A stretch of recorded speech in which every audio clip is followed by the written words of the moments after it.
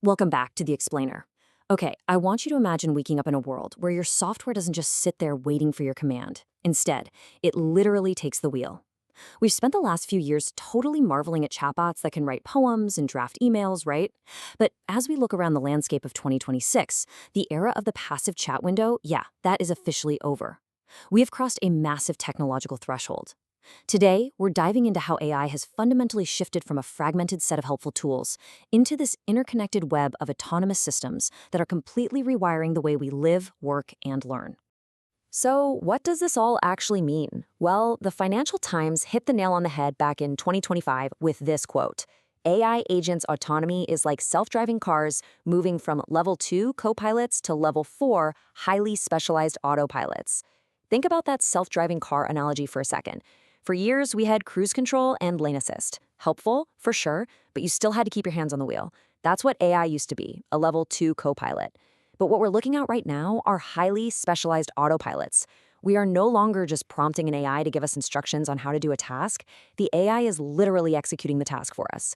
It is a total shift from generation to action.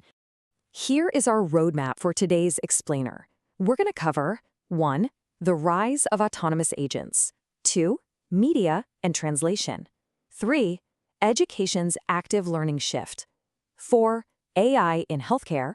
5. Security, copyright, and energy. And finally, 6. The human-AI partnership. Let's dive right in. Section 1. The rise of autonomous agents and the shift to action. So, what exactly do we mean by an agent?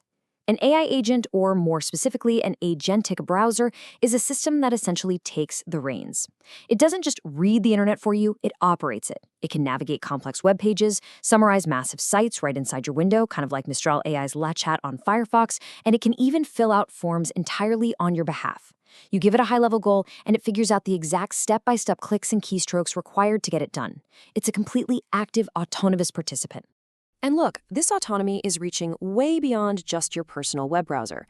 AI agents are currently penetrating critical, high-stakes infrastructure across the entire globe. The IRS is deploying AI agents for their operations. ICE has contracted companies that are making bounty hunter AI agents. The Pentagon is actively utilizing Google Gemini and deploying AI for military use. Over in the UK, the Staffordshire Police are trialing AI agents on their 101 non-emergency service. And the FDA is offering staff agentic AI to support their pre-market reviews. These are real-world, objective examples of autonomous systems being handed the keys to highly complex governmental tasks. It's happening right now. Moving on to Section 2, Revolutionizing Media and Translation, Breaking Barriers and Creating Content. 94.2%. You absolutely need to know this number. That is the new average accuracy benchmark of AI translation systems across major language pairs in 2026. Thanks to technologies like neural machine translation, which actually processes entire sentences as unified thoughts rather than breaking them into clunky little fragments, and models like Gemini handling super nuanced ADMs and slang, global communication is practically seamless today. For businesses preparing for massive international events like the 2026 World Cup, this level of multilingual, real-time AI is an absolute game changer. Now, if you're feeling a bit overwhelmed by the sheer number of tools out there, let me act as your guide and cut through the chaos. Here's a consolidated look at the leading tools defining 2026. For video, models like Google's Veo 3.1 and ByteDance's CDance 2.5 are generating native, high-resolution clips from really simple prompts. In audio, Suno V5.5 is creating hyper-personalized music tracks, while Microsoft's MAI Transcribe one is leading the pack in 25-language transcription. And on the enterprise side, we've got tiered ecosystems like OpenAI's GPT 5.6, which is split into those sold Terra and Luna models, right alongside Anthropic's highly auditable Claude Science workbench. The capabilities across the board are just staggering. But what's truly fascinating is how consumer sentiment is adapting to all of this content. Take a look at what a user on the Deezer music community wrote when discussing AI-generated tracks topping the charts. They literally said, "I don't care if it was created by a human, a talented chimpanzee, or an AI. As long as the material is good, a growing segment of the audience simply doesn't mind the origin." It's a really surprising, highly pragmatic shift in how we value human versus machine-generated art. Let's pivot over to Section 3, Education's active learning shift, moving from information to understanding.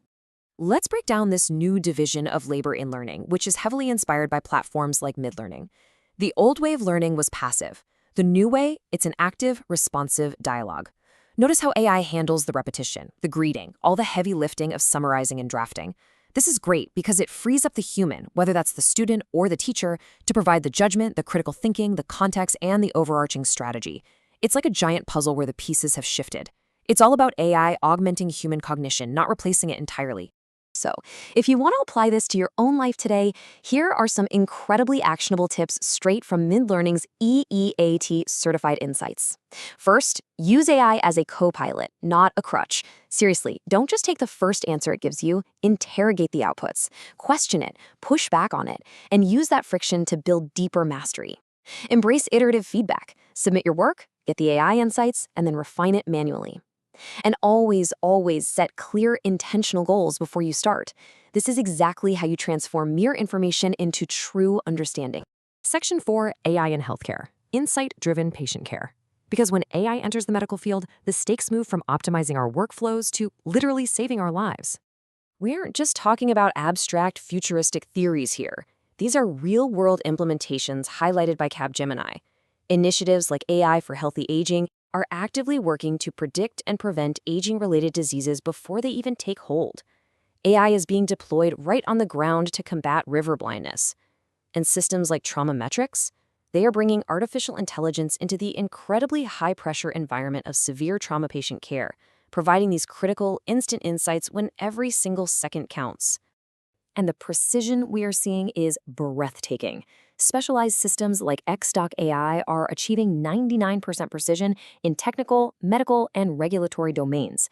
To put that into perspective, that actually outperforms general-purpose AI tools by over 11% when it comes to specialized content. This is insight-driven patient care becoming an absolute reality today. But we have to look at the flip side. Section 5, Security, Copyright, and Energy, the systemic risks of autonomy. Just look at the sheer scale of the systemic fallout we're managing right now. In France, Google was handed a massive €250 million fine for using news articles to train Gemini without permission, literally rewriting the entire playbook for AI copyright law. On the security front, these new AI browsers are highly susceptible to prompt injection attacks, where malicious code can essentially hijack the agent's actions. Economically, we're seeing waves of AI buyer's remorse as companies really struggle to integrate these complex systems. And the workforce impact is undeniable, folks, with thousands of jobs explicitly replaced by AI at massive corporations like Salesforce and IBM. We are objectively looking at massive legal, security, and economic hurdles. And then there's the physical cost, electricity. The energy required to run these autonomous systems is immense. But thankfully, there are breakthroughs happening. Google recently published a paper on TurboQuant, achieving 100x energy reduction for AI inference. Innovations exactly like this are absolutely crucial, because without massive leaps in energy efficiency, the infrastructure required to keep this AI revolution powered simply wouldn't be sustainable. Which brings us to our final chapter, Section 6, the Human-AI Partnership, Augmentation over Automation. I absolutely love this quote from the AI ethics lead at Mid-Learning. Ethics isn't a feature, it's the foundation. As we transition towards systems that act on our behalf, we cannot simply bolt safety on at the end of the process. Intentional design, bias mitigation, and contextual grounding, those must be baked into the very core of these models. The ultimate goal isn't to replace the human. It's to build a true partnership where AI scales our abilities, but human judgment always holds the compass. So the most important point to take away from this explainer is this. The agentic era of 2026 isn't coming. It is already here. From your browser automatically executing tasks, to real-time medical insights, to the sweeping changes in our workforce and our copyright laws, the technology has officially shifted into drive. My provocative final question for you to consider today is this. As AI completely moves from your co-pilot to your autopilot, are you ready to hand over the keys? Think about how your daily workflows are changing right now, and what human elements you need to fiercely protect. Thanks for joining me on The Explainer, and keep questioning the technology around you.